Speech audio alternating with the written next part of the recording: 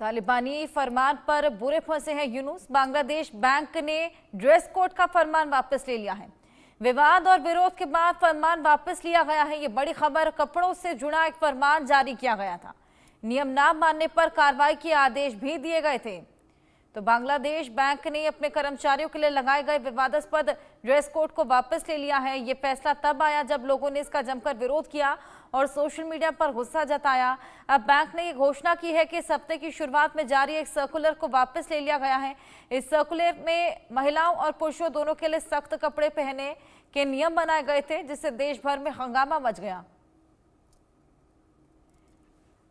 Bangladesh bank ने अपने कर्मचारियों के लिए एक नया ड्रेस कोड लागू करने की कोशिश की थी। इसमें महिलाओं को शॉर्ट ड्रेसेस, स्लीवलेस कपड़े और लेगिंग्स पहनने से मना किया गया था। इसके बजाय उन्हें साड़ी या सलवार कमीज जैसे पारंपरिक कपड़े पहनने की सलाह दी गई थी और पुरुषों को जीन्स और चीनो पैंट्स पहनने से रोका गया। बैंक ने कहा कि ये नियम काम की जगह पर शालीनता बनाए रखने के लिए है। अगर कोई नियम नहीं मानता तो उसके खिलाफ कार्रवाई की धमकी भी दी गई।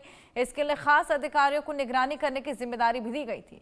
आइए और जानकारी लेंगे। हमारे साथ हमारे सहयोगी रैनिक दत्ता जुड़ गए हैं। रैनिक, के नया फरमान जो कि जारी हुआ था, हालांकि वापस लेना पड़ा है ड्रेस कोड को लेकर। हाँ, एकदम देखिए, बांग्लादेश बैंक की तरफ से एक फरमान जारी किया गया था, जिस सर्कुलर के मुताबिक जो महिला बैंक में काम करते हैं उनको स्लीवलेस ड्रेस, उसके साथ जो लेगिंग्स, इस तरीके का जो ड्रेसेस है और शॉर्ट ड्रेसेस वो पहनकर बैंक में अलाउ नहीं था। और दूसरी तरफ अगर देखा जाए तो उनकी तरफ से जो सर्कुलेशन दिया गया था उसके मुताबिक उनको साड़ी या तो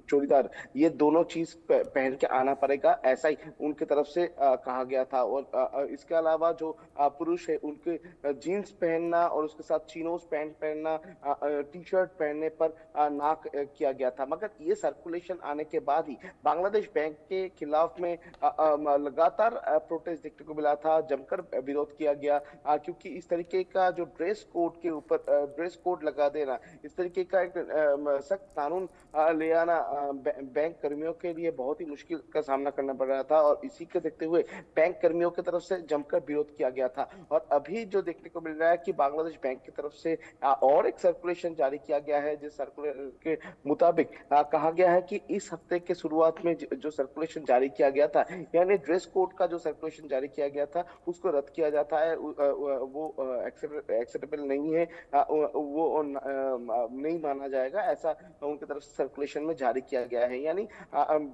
जो विरोध देखने को मिला था, जो जिस तरीके का जमकर विरोध हुआ था ये पूरा घटना को लेकर, उसी को देखते हुए बांग्लादेश बैंक की तरफ से ये पूरा उन लोगों का जो डिसीजन है, ये डिसीजन से उन लोग पीछे हटते हुए नजर आ रहा है।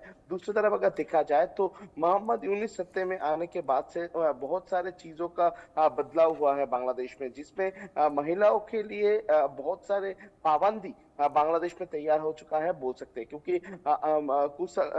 कुछ महीने पहले भी दिखने को मिला था कि बांग्लादेश का एक मार्केट में माइकिंग हो रहा है कि शाम के बाद या तो दोपहर के बाद जो महिला है वो बाजार में नहीं आ सकते हैं। और उसके साथ साथ ही शुक्रवार को महिला लोग बाहर नहीं आ सकते। जो लोग बिजनेस करते हैं वो दुकान के अंदर में रहेंगे, दुकान में कोई महिला बिजनेस नहीं किया जाएगा। इस तरीके का बहुत सारे फरमान जो है वो बांग्लादेश में देखने को मिला था। और अभी बांग्लादेश जो बैंक है उस जगह पर महिलाओं के ड्रेस को लेकर जिस तरीके से फरमान जारी किया गया था, उसी को देखते हुए ये विरोध था कि महिलाओं का जो शालीनता उसके ऊपर हस्तक्षेप किया जा रहा है, ऐसा ही उन लोगों का कहना था, बैंक कर्मियों का कहना था। और इसी को देखते हुए ये जो जमकर विरोध हुआ था, इस विरोध को ही देखते हुए बांग्लादेश बैंक को पीछे हटना पड़ा है। और बांग्लादेश बैंक की तरफ से ये जो सर्कुलेशन जारी किया गया था हफ्ते का शुरुआत में, इसको विड्रॉ किया गया है।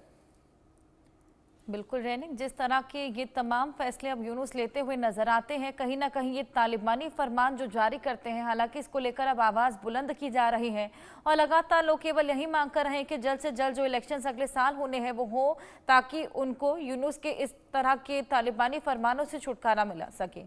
हालांकि अगर इलेक्शंस की बात की जाए तो क्या कुछ तैयारियां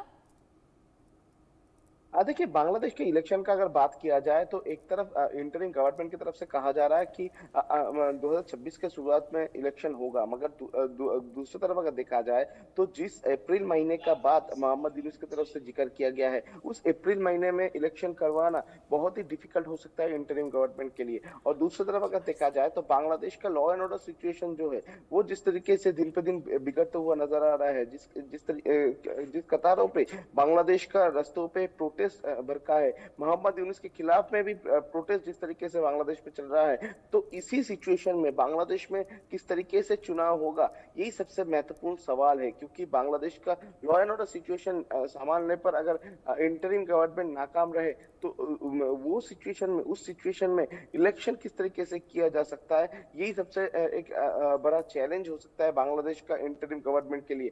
और दूसरी तरफ अगर देखा जाए तो बांग्लादेश में ये इलेक्शन को लेकर जबरदस्त जो